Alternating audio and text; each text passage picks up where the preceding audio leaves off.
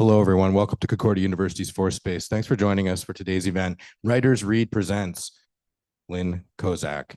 And we would like to begin by acknowledging that Concordia University is located on unceded Indigenous lands in Shragge, Montreal. We respect the continued connections with the past, the present, and future, and our ongoing relationships with Indigenous and other peoples within the Montreal community. Here at Fourth Space, we work with our university community to help mobilize knowledge, co-creating daily activities, examining research questions, projects, things happening all across the university. We're running today's event as a live stream, both to YouTube and Zoom. So you're joining us there. There will be a little kind of Q&A later on. You can pop questions into the chat and we'll try to get to those if we can. And same for you here in the space later on. Raise your hand. We'll bring a microphone around to you. Okay. To get things started, it's very much my pleasure now to hand the microphone over to the Assistant for Writers Read, Lana Dunlop. Lana, over to you. Hi, welcome everyone. Thanks for attending Writers Read Presents Lynn Kozak.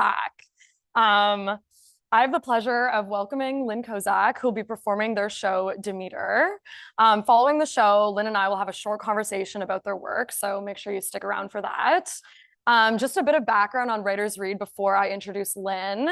Writers Read is part of Concordia University's creative writing program and is supported by the Department of English and the Faculty of Arts and Sciences. Writers Read, directed by Professor Sina Terra since 2011, invites renowned and emerging authors, both Canadian and international, to read from and discuss their work with students and local audiences. In addition to readings, the series includes masterclasses and professional development activities spanning the school year. So to introduce Lynn Kozak is an associate professor at McGill University, working on ancient Greek literature and performance, as well as on contemporary media, with interest in horror, queer studies, and poetics. They have performed at the Montréal Fringe Festival, the Festival Interculturel de Conte de Montréal, the Offside Festival, and in venues around Montreal. In 2018, they performed the whole Iliad over 29 weeks at the Bar des Pins, available on YouTube at Previously on the Iliad. Anonymously composed sometime in the 7th or 6th century BCE from a long oral tradition, the Homeric Hymn to Demeter tells the harrowing story of Hades' abduction of Demeter's daughter Persephone and Demeter's incredible grief and grit as she works to get her daughter back. Demeter is Lynn's all-new, partially improvised contemporary English translation of the Homeric Hymn to Demeter. It is directed by Joseph Shragge. Content warning for sexual assault, abduction, forced marriage, and famine. Without further ado, please welcome Lynn Kozak with Demeter.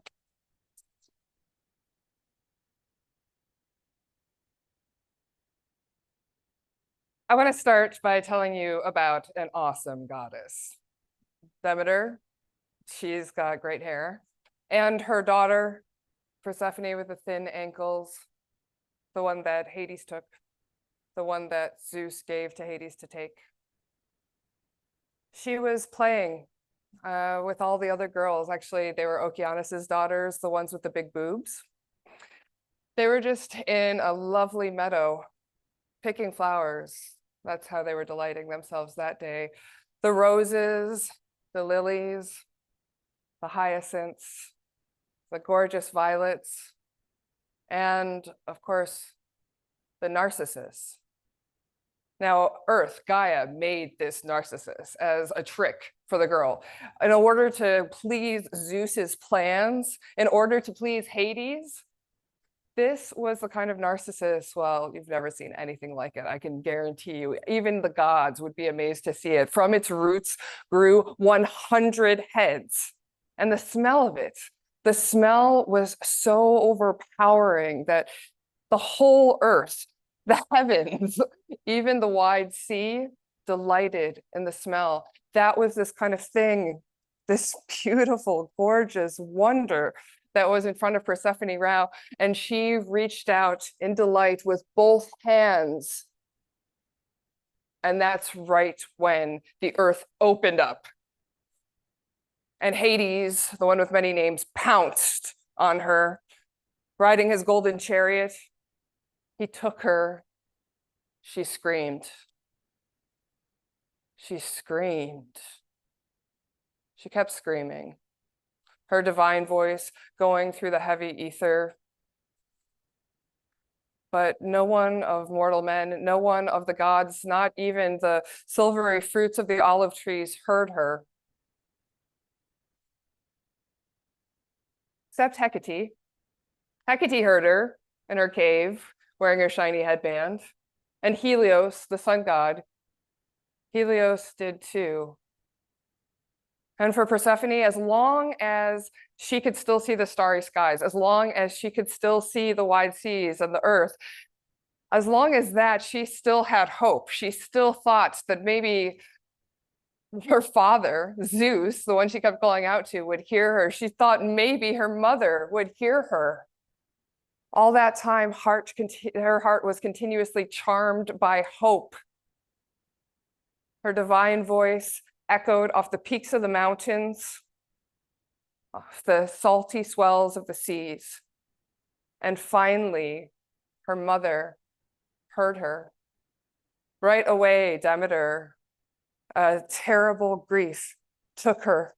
With both hands, she tore off the gorgeous headband on her hand and threw it to the ground. Over her shoulders, she took on a sea-dark cloak, and she darted now like a hawk. She darted, searching everywhere over land and sea for her daughter. But no one could tell her what had happened. Not one of the mortal men, not one of the gods, not even the birds knew clearly what had happened. For 9 days, she took torches in her hands. She searched, wandering over land and earth. Finally, as dawn broke on the 10th day, she ran into Hecate. Hecate came with her, also holding lights in their hands. This is like a thing. You just walk around with lights in your hands. And Hecate said to her, Demeter, I'm so happy to see you. You have to tell me who it was, which one of the gods or the immortals took your lovely daughter Persephone, because I heard her, but I did not see anything with my own eyes. And now I've told you everything that I know. That's what Hecate said. And Demeter didn't even answer, but right away she turned and she went to find the sun. Helios, the sun god. He saw everything of men or of gods that happened, overlooked everything with the rays of his light. And so she asked him, standing firm in front of his chariot, stopping it, Helios, son of Hyperion, please, if I have ever done anything to warm your heart, either in word or deed, please still respect me as a goddess. My daughter, I heard her. Someone took her. I heard her being forced. Can you please tell me, do you know, if you know, which one of the mortals or which one of the immortal gods did it? So she spoke. And Helios, the shining son of Hyperion, answered her and said, I do respect you, goddess.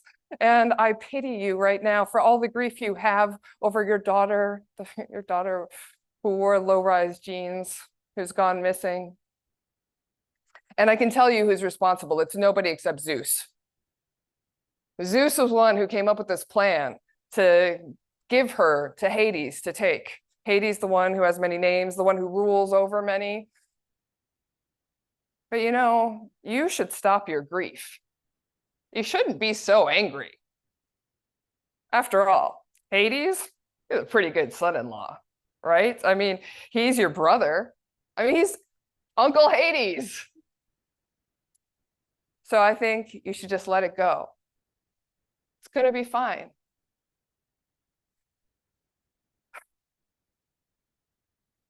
The sun got into his chariot and whipped his immortal horses, and they flew like birds on outstretched wings. But for Demeter, the grief she felt now was even more terrible. It was more dog-like. She never wanted to hang out with the gods on Mount Olympus again. She never wanted even to go to Mount Olympus again. Now she wandered through the cities of men, looking at their monuments. Finally, she came to fragrant Eleusis. This is where the king was Chelios. He was brilliant, strategic-minded. Here, she found a place that was just near where the maidens' fountains were. The young girls from the city would come there to fill their bronze pitchers. That's where she sat, and she didn't look like herself. She had completely erased herself with old age. Now she was gray, bent over, and no one of men or women with their trailing robes could recognize her. I mean, it's pretty hard to recognize a god if you're a person, so don't feel too bad about it. And she sat there, she really did just look like any old woman, some old woman who's way past childbearing age, way past enjoying the gifts of Aphrodite with her beautiful crown. I'm really hoping there is no such way past, just saying, personally. So she sat there and she looked like the kind of woman who could be a housekeeper or a nanny in the house of a righteous king. That's how she looked. And there were 4 girls now who came up to her. Now, these 4 girls were all in the bloom of their youth. They were Callias's daughters. They looked like goddesses. There was Callidike, and there was Callithrike,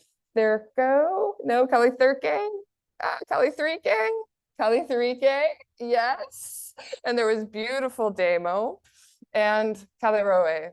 Callirrhoe, she was the oldest of all of the daughters. And she came over now to where Demeter was sitting in disguise and said, "Old woman, what are you doing out here, away from the city? Don't you know that if you sat by the houses, there are so many women inside their shady halls, women your age, women who are younger, who would want to be friends with you. Don't sit out here." And the old woman, Demeter, she answered them. She said, "Girls, since I can see that you're young women, well, you've asked me what I'm doing here and where I came from, and I'm going to answer because I should. You asked me so nicely, but I come from Crete. My name's Doso. That's what my mom named me. I come from Crete, but not by choice. There were pirates that kidnapped me. Pirates took me by force on their boat, and that boat rowed across the wide shoulders of the sea and brought me here. And when we approached some shore, we pulled the ship ashore and all the women got off the ship so that we could prepare the dinner for the pirates. Well, I'll tell you, my mind was on anything except dinner for the pirates. I wanted to escape. So I took off in the gathering dust, left the shore behind, made my way over the land, and then I found this city. But I don't know what city it is, and I don't know who any of you are. But tell me, and I hope the gods grant you to marry good husbands and to have as many kids as you want. Tell me, are there any houses here that would look on me kindly, that might try to give me some work? You know, the kind of work that an older woman can do. Like I can hold a babe in my arms. I can keep house. I can even make up the master's bed in the alcove of their beautiful bedroom. And I can teach other girls lots of skills too. Tell me." So she spoke, and right away, it was Callirrhoe who answered her, the prettiest of the girls. She said, "Oh, well, we can tell you all of these things because you really do kind of look like a goddess." I know all of the men who have influence in this town, and all of the men who hold power, and all of the ones who have saved the battlements many times through their justice and through their strategic thinking. There is, Diocles and Triptolemus and blameless Eumolpus. They're all really good, and they've got really nice wives, and all of their wives, if you came to them, would not judge you at all at first glance, and definitely wouldn't turn you away, but right away would probably take you in and give you a job. And honestly, if you want to stay here, maybe we should just go back to my dad's house, because I could just ask my mom if she could hire you, and she probably would. So how about that? And when she finished speaking, the goddess Demeter nodded. And so the girls ran off home again, carrying their bronze pitchers very proudly filled with water as they went back to their dad's house, and they found Metanira there. Metanira also wore low-rise jeans. And they asked Metanira and told everything that they had heard and seen, having met this woman Doso. And she right away said, "Oh, call her back here. I don't care what her rates are." And that's what happened. So now, like, they were newborn calves, or like they were fawns in the meadows, delighting after they have filled themselves with the food from the meadow. Now the girls darted back to the place where they had left Demeter, and they found her there. And they said, "Come with us to our dad's house. We think we found a job for you." So she went, following after the girls, sad still, not speaking, her head covered, as she still just wanted so badly to be with her daughter. They arrived at the house and went through the portico. Finally, then she stepped over the threshold where Metanira was sitting. Metanira sat in this really fancy chair with her back against a column and her baby son, the girl's little brother, in her arms. He was late born, unexpected, a surprise, but God, they all loved him. They fawned over him. And as Demeter crossed that threshold, her head almost hit the rafters. She was so huge. And all of a sudden, the entire room filled with light. And Metanira, sitting in her fancy chair, was struck with respect, with awe, and let's face it, a little bit of green fear. Right away, she gave up her fancy chair. She offered it to Demeter to sit down, but Demeter just stood there, her eyes downcast, and refused to sit, refused to speak, refused to take any food or drink as they tried to give it to her. Finally, one of the house girls, Iambe, came and brought her a simple stool, threw a sheepskin over the stool, and then she sat. But even then, when she sat down, she wouldn't talk. She wouldn't accept anything. And it was only when Iambe started making jokes and making fun of her a little bit that first she cracked a tiny smile and then finally laughed out loud. She began to cheer up just a little bit.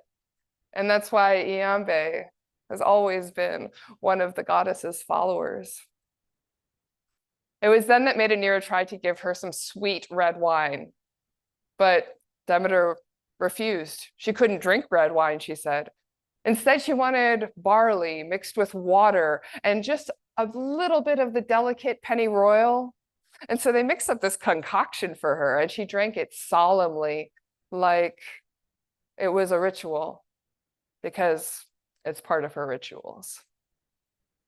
And then finally, Metanira, who also has a great midriff, said to her, "Lady, tell us, I do not think that you were born of low-class parents. No, I think that you were born from noble parents. The look at you, you just have this kind of respect, this almost grace that shines from your eyes, like it shines from the eyes of righteous kings. Now that you are here, you will have the same as me in my house all the time. And if you would raise up my son, any woman who saw you would be immediately jealous at all of the many gifts that I will give you for raising him up right." So she said, and Demeter, Doso, answered her and said, "Lady, I greet you well. The gods, we have to endure whatever gifts they give us. Their yoke is on our necks. But I would so gladly take your son and raise him up. And you will never find any fault with me as a nanny.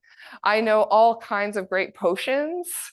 I know a really good one for teething. I also have a really, really strong safeguard against any kind of evil charms." So she spoke, and she took the infant into her divine hands so that he was nestled up against her fragrant breast. And his mother was so happy. So that's how it came to be that Doso, Demeter, raised up Demophon, Peleus' son, in his own halls. And she held him all day long. She never fed him any food. And she never let him drink any milk. But instead, like he was a god, she rubbed him with ambrosia, the food of the gods, and she breathed it sweetly on him when she would hold him to her chest. And like that, he really started to look like one of the gods. And at night, she would put him in the fire. Yeah, she hid him deep inside the fire like a firebrand. And she did this obviously in secret from his parents, since they might have freaked the fuck out if they saw, right? But every morning, his parents marveled at how much more he had grown. Until one night. Now, Demeter would have made Demophon ageless, immortal. But one night, Metanira, who had a great midriff, was spying, like nanny cam edition, what was this woman doing with her son? And she saw Demeter put Demophon in the fire. And she freaked the fuck out. She screamed, she said, "Strange child, strange woman, what are you doing with my child? You're putting him in the fire, making me freak the fuck out." And Demeter heard her. And she raged. She pulled the boy from the fire and dropped him to the floor with her immortal hands. And then she turned to Metanira with her great midriff and she yelled, "Fools, mortals, know nothings. You don't know what fate you held. Your son would have been immortal and ageless, and he would have held every honor, undying honor forever because of me. But now the seasons will come and go, and he, like every other Eleusinian man, will experience civil war forever. And he will die. He will never escape his fate. But he will still have undying honor since he sat at my knee, since I held him to my breast. Now, for this, your people need to build me a temple. A really nice temple, okay? With a good altar. I want it to be above that nice spring you have, the well-flowing spring by the city. It should be up high, okay? I want it to be on a hill where everyone can see it. You will all build this temple, and then I will show to your men my rituals, all of the good rituals. And if you do them right, then you will please me. That's what she said. And now, all of a sudden, she was not an old woman anymore. She took off all of the old age, and suddenly she was huge.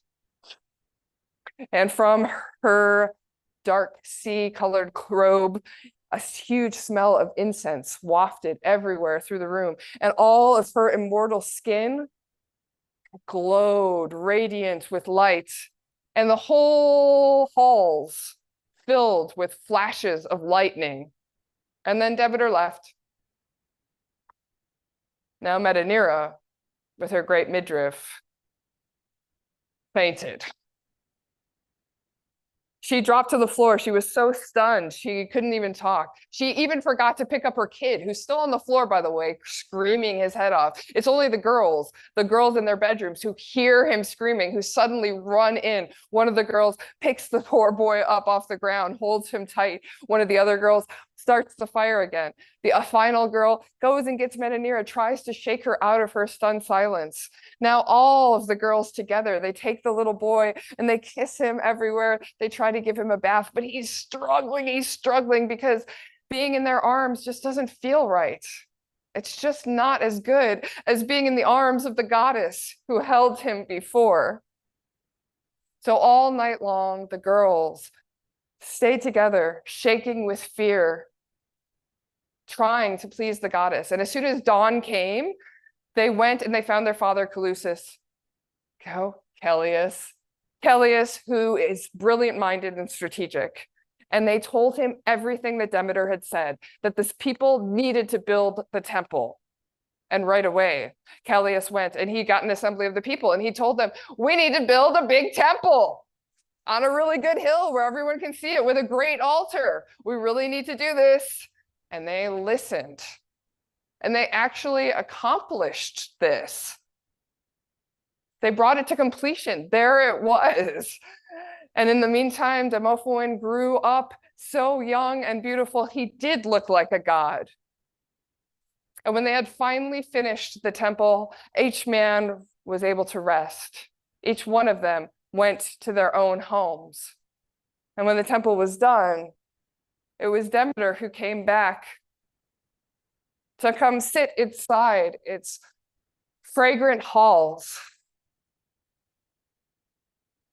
But this is when the worst time came. This is when the year of dog days happened.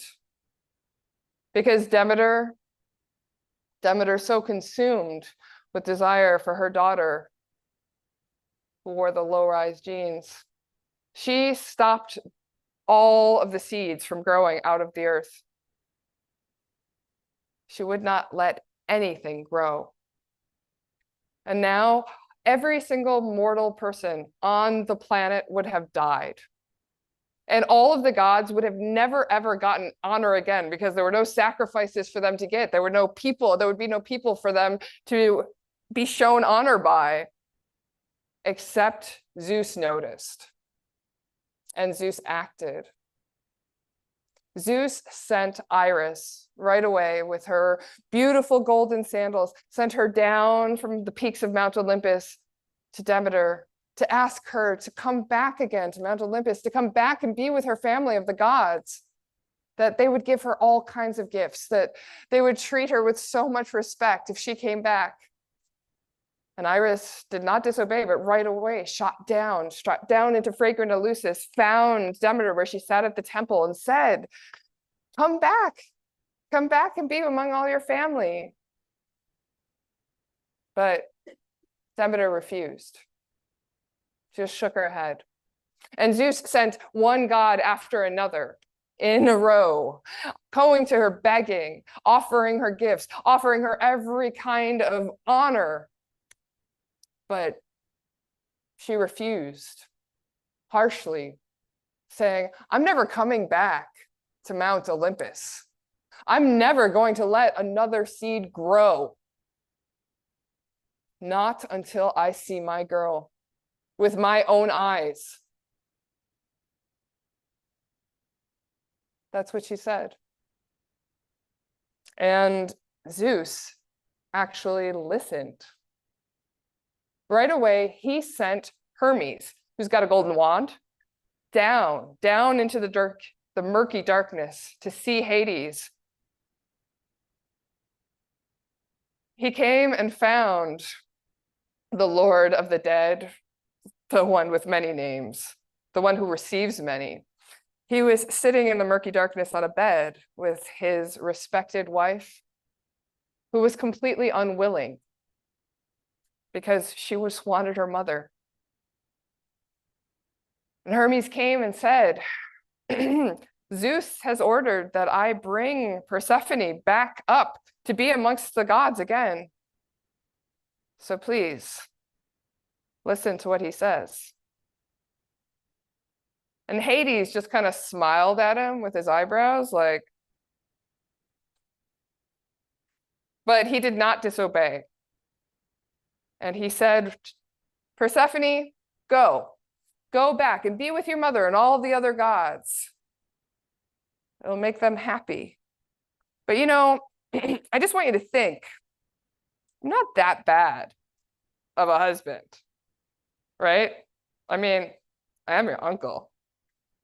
And babe, like when you're here, you get to rule over all this with me. You know that, right? Like all these dead people, your subjects, and they all owe you a certain amount of honor, like a huge amount of honor. And if anyone like doesn't give you that honor, you know that there's going to be a price to pay. You know, I'm going to get them. Okay, there's going to be a real price to pay for that person that doesn't show you respect.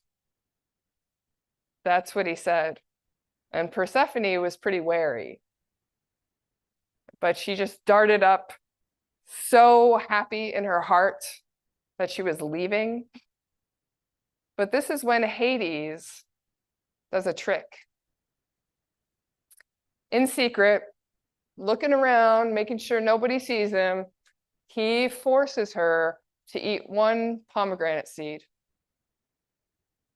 And then he decks out his gold chariot and he gets his immortal horses in order and he shows Persephone the way. So Persephone gets on the chariot. Hermes with his golden wand comes.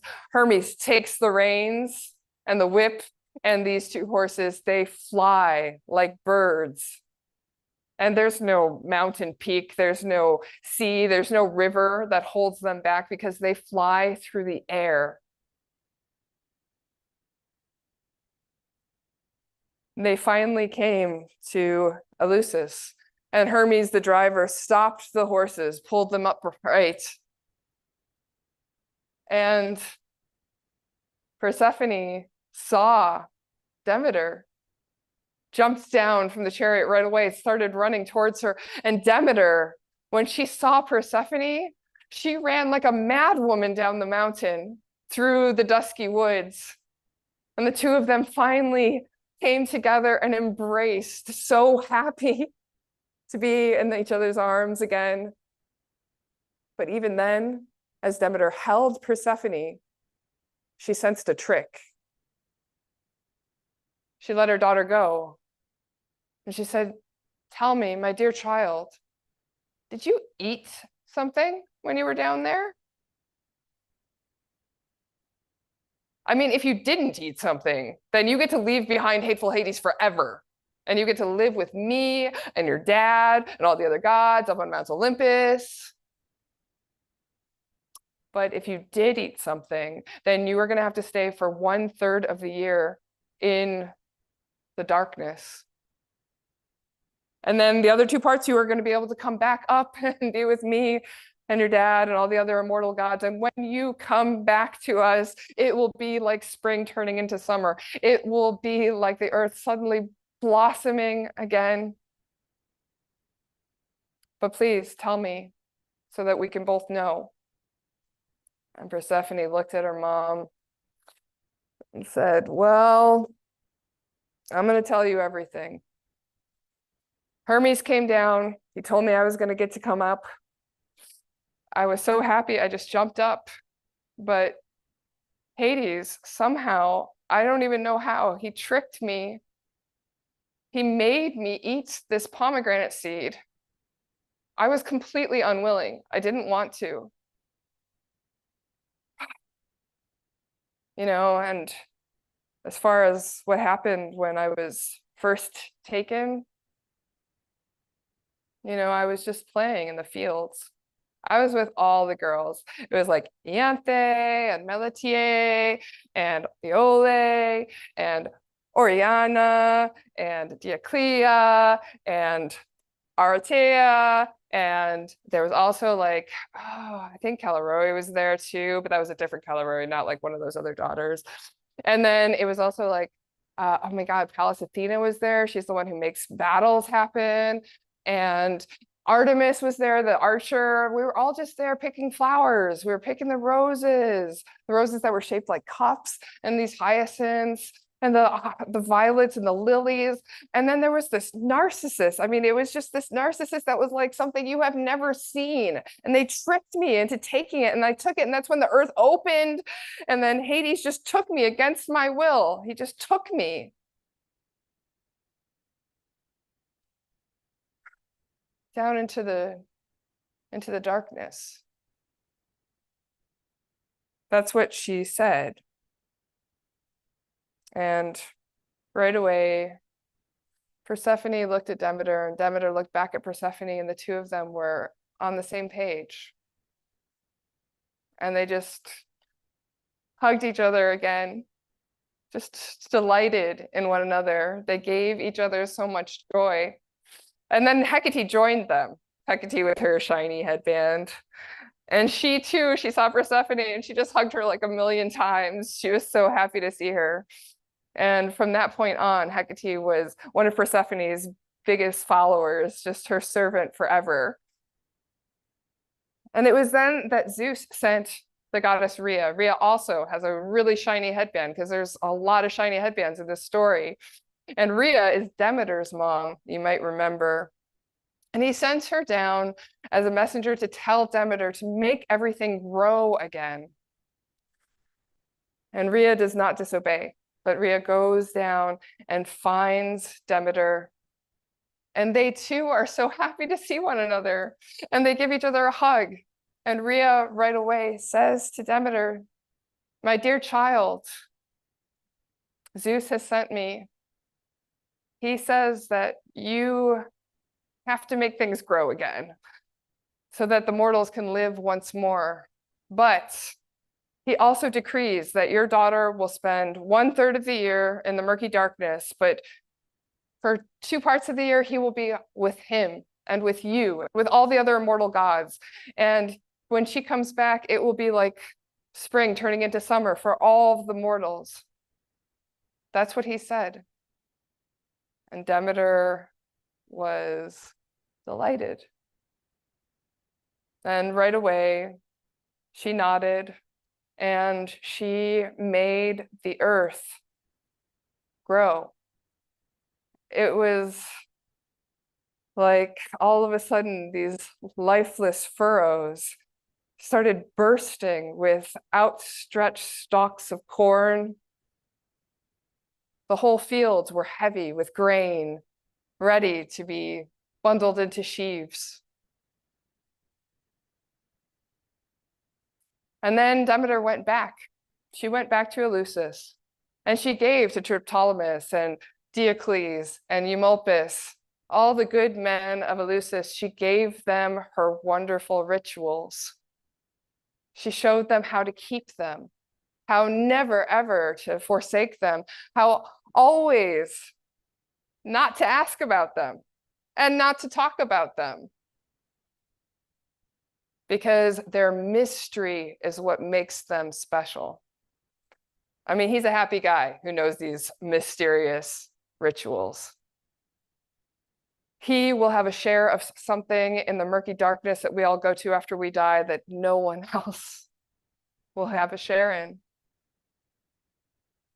And the goddesses, Persephone and Demeter, they went back to Mount Olympus. They lived in a beautiful house right next to that of Zeus, the father. And they were honored and they were respected. And man, he's a happy guy who they love. If they turn their attention to him, he will find wealth in his house. He will find a life rich with abundance. I have sung this song so that I might have some kind of rich life, the one that's good for the soul. And if they want me to, I can try to remember another song too.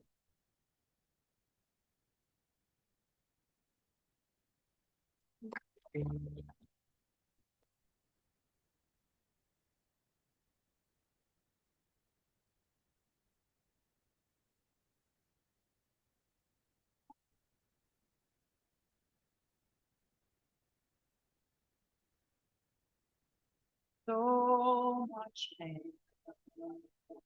Yep. I was almost there at the top of the stairs with her screaming in the rain. Did she wake you up? Tell you? Thank you so much for that incredible performance. I'm really excited to, oh, yes. Yes. I'm really excited to talk about it with you. Okay. Yeah, so I have a few questions prepared. Sort of to get into your process of like translating and also like staging this piece. So there are obviously 33 Homeric hymns, each addressed to a different god or goddess. Why did you specifically choose Demeter? I have been teaching this text for the last few years. I've been teaching a class on Greek myth, and it's really emerged as one of my favorite texts. I was never really into the Homeric hymns before, even though I'm really a Homerist. I just think it's a weird story, but I think that at its essence, it's so effective at really portraying the terrible rape that Persephone suffers, and I think I wrote something in the copy, like the incredible grief and grit of Persephone, of Demeter, and trying to get Persephone back. I think it's a really beautiful poem, and it makes me feel a lot, and so I was really interested in trying to tackle it. Yeah, definitely. So as was mentioned in your bio, and as I've heard from you, you've translated and memorized the Iliad before as well, like the entire Iliad, performed it at a bar. So I'm interested in your process when it comes to translating. Like, what does that look like? And how do you approach these sort of massive works and make them into a performance? I mean, this week was pretty crazy. I had another show on Saturday, which I couldn't remember half my lines for. And then I translated this. I started working on this on Monday. Wow. So I translated it. I just finished the translation yesterday morning. Joseph and I have had 2 rehearsals. The first rehearsal, we went through the first half of the script. The second rehearsal, we went through the second half of the script. And then we did most of the blocking when I got here at 12:30. I forgot probably about 10 to 15% of my lines today. Wow. You could not tell. It was a lot of little details fell out. The story beats are clear though. So it's one of the easier ones in terms of like, it's a good story to remember. But yeah, a lot of little details. And sometimes I would try to get them back in because you're always like, oh, that's a nice little detail. I can't believe I forgot that one. But that's, that's what it really is, a live improvisational performance of a translation I never write down a translation. Wow. So okay. it's always in flux. I only work from a Greek script. So wow. That's how it goes. Okay, wow, that's so impressive. I'm interested, like I want to ask about physicality too, because you obviously incorporate a lot of like physicality into your performance and how you use the stage. So what do you feel that this physicality brings to the Homeric hymn to Demeter? I mean, honestly, like it would have been great to have actually had a full rehearsal on my feet, which I didn't get because I was too slow in doing stuff. But I love being on my feet performing. I think it gives me a completely different level of engagement with the text. It gives me a lot of energy. It gives me ways to vary my energy and my delivery. And in the end, I think it's really wonderful. I think if I had more days, I would have really wanted to refine more the characters. But it's really nice to feel the characters for the most part in my body. Like it's nice to get to be those characters and inhabit those spaces for a minute. I'm curious, do you ever bring your sort of like the performance physical aspect of it to your teaching? Have you ever performed like for your classes? I mean, I walk around a lot. I'm a pacer when I teach. Yeah. And I think that's one of the ways that it was, because I didn't start performing until about 10 years ago. So well after I started working at McGill. And I think that it was teaching that made me feel like maybe I could perform. I mean, I had done a little bit of training in college and during my master's, but it was not something that I had done a lot of. So, you know, I think that there's an easy connection between the two, and just the comfort of being in front of people and having to work the room a bit. But also like trying to find a comfort in yourself, you know, like I think as a professor too, you're putting on different personae and trying to see which one works with your colleagues, which one works with your students, which one, you know, like my first couple of years, like wearing my jeans and t-shirts, like the students were not impressed, walked all over me, you know, like you go through these phases, you know, so I think it's a similar thing to trying to find your performance voice. Yeah, that's super interesting. Simile, I suppose. Okay, last question. So you had your Homeric death match this past weekend, right? I don't know if people saw posters around. Giles is awesome. Awesome. Then you had this today. What can we expect next from you? Do you have any performances coming up?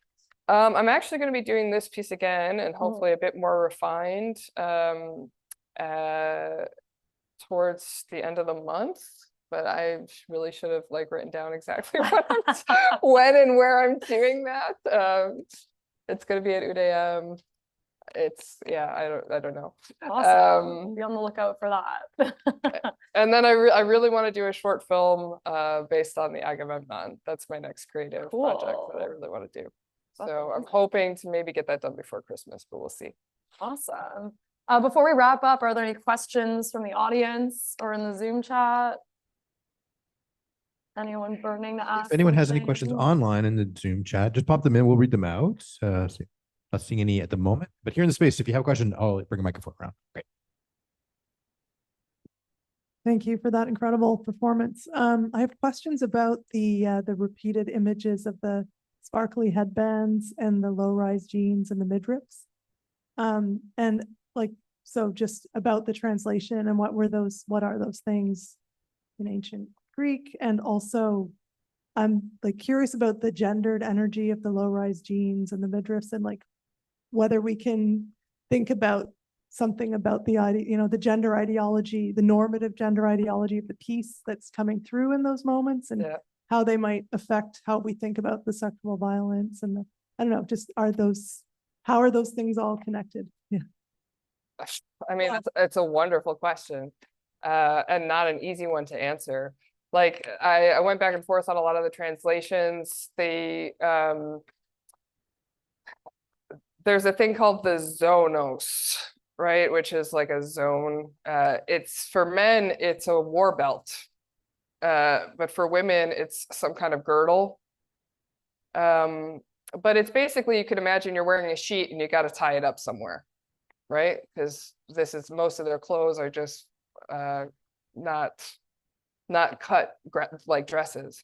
So, but it's about binding. So the word that I use for low-rise jeans is bathuzonos, which is deep zoned, which means usually it's translated as low slung on the hips. So it's kind of like having a flapper dress or a drop waist dress. So I had suggested drop waist dress, but that just like didn't really read very well. And then I was like, maybe we could just do something low rise, you know, because like I was thinking like about low rise jeans, and as a child of the 80s and 90s, I'm thinking about like, you know, early Britney Spears, because it is something that's obviously fetishizing a part of a woman's body, and the costume that is emphasizing that part of the body. So there is something, I think, and then like for the good midriff, it's just like a good euzonos, so like good belted. So kind of like, what does that mean? And then I just kept with this image of Britney Spears in my head of having her midriff bared with the low-rise jeans. And then, you know, like also like the big boobs comment at the beginning, though the daughters of ocean have deep bosoms, like bathu kolpoi. So yeah, I mean, I think it's super problematic. It's interesting because we don't have any men in this poem who are described in physical terms. So the emphasis on the body is really gendered. And of course, the violence towards the body is really gendered in this poem. unusually so, right? Because coming from other Homer, it's usually men who are getting ripped apart in very creative ways. So yeah, I don't know if that answers you, but I think that there is a real strong tension between the beauty of women and their vulnerability to violence. And not saying that those two things are cause and effect at all, but saying that both of those things are being foregrounded.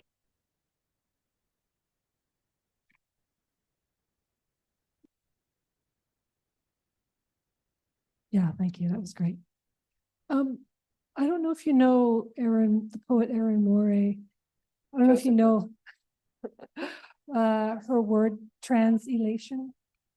No. She came up with that word when she was translating Pessoa, and she enters into the text. And I was listening to you. I was thinking about how it's one of my favorite texts of Erin's, and she's really clear that it's not a translation; it's translation. And there's this kind of quality. So it's full. It's just full of elation. Yeah. And it's sort of like she throws the text up and just keeps it in the air, keeps it in the air, and keeps it in the air, and doesn't want to let it settle. Yeah. And I was wondering if that was for you kind of the pleasure and the physical sensation. Yeah, I love it. I mean, I love live performing, and I love that it's never fixed.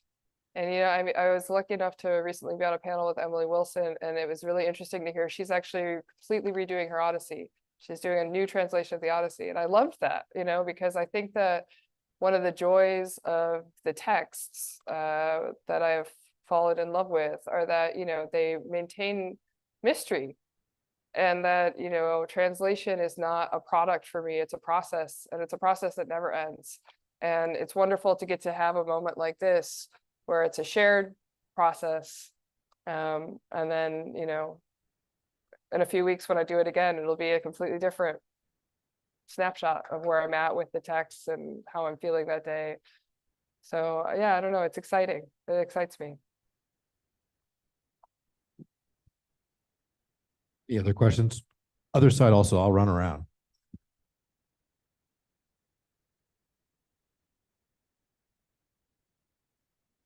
Well, that's also a great sentiment to end on. Thank you so much, Lynn. Yeah, another round of applause for Lynn Kozak. And for director Joseph Shragge, that was awesome.